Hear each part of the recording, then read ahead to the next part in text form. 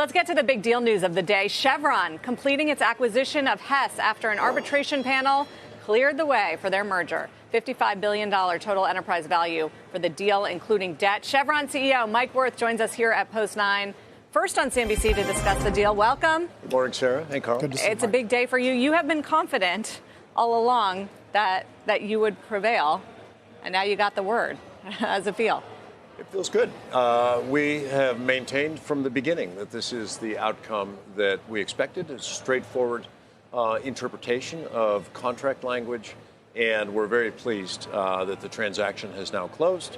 Creates a premier international oil and gas company with strongest upstream portfolio in the industry, highest cash margins on our upstream production, one of the largest producers of both oil and gas in the United States, largest leaseholder in the Gulf of America, and industry-leading free cash flow for share growth, not just for the next couple of years, but into the next decade. So good for Chevron and also good for the industry because it affirms a long-standing practice that asset-level rights of refusal don't apply in corporate-level M&A transactions. Not sure that Exxon would agree with that. I mean, it's been a dramatic 20 or so months since you first announced this deal.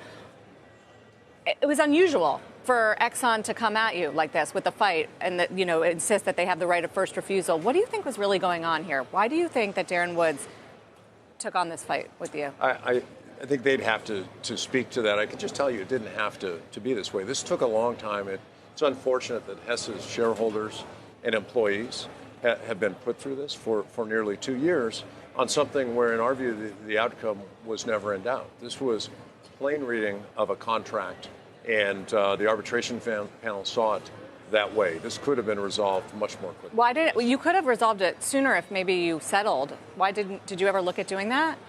Well, the facts were on Hess's side in this case, and I think the incentive to settle and to give something when you're right, I think that the decision was made to stand and defend what Hess believed, and we also believed was the right interpretation of that contract.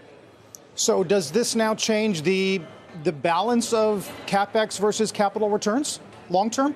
No, it doesn't. It strengthens long-term cash flows for our company. It deepens our already deep resource position. We've had a very consistent track record of dividend increases, 38 consecutive years where we've increased our dividend payout.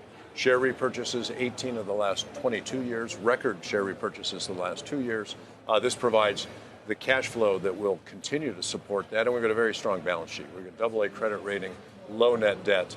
And this just creates an even stronger foundation upon which to continue that track record. The Times today characterizes the production backdrop as tricky for producers because on the one hand, you do have a lot of deregulation and easing and permitting, and the administration clearly wants that, but they also want a low raw material cost.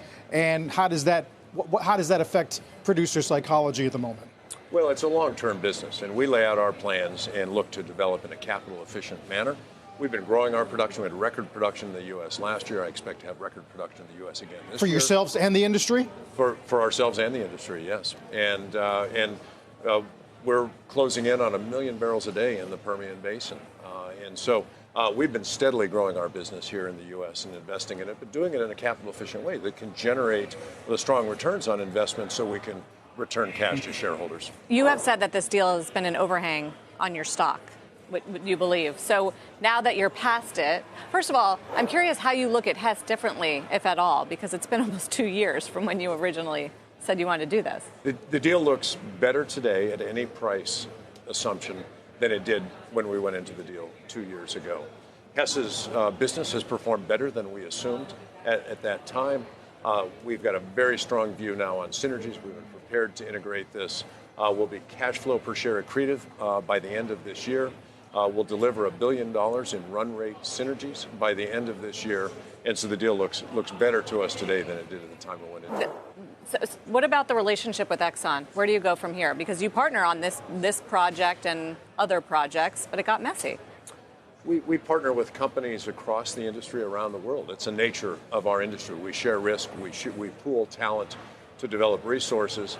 And so we'll continue to do that. We have partnership as one of our core values. We pride ourselves on working hard to be a good partner with all the people that we partner with around the world. And we're partners with Exxon in a number of places around the world. And I expect that our people will work well with them in Guyana. Many of those people will be former Hess employees who have been working on this asset for many years already and who have been part of the team that has created the discoveries and the value that's been created in Guyana through the years before.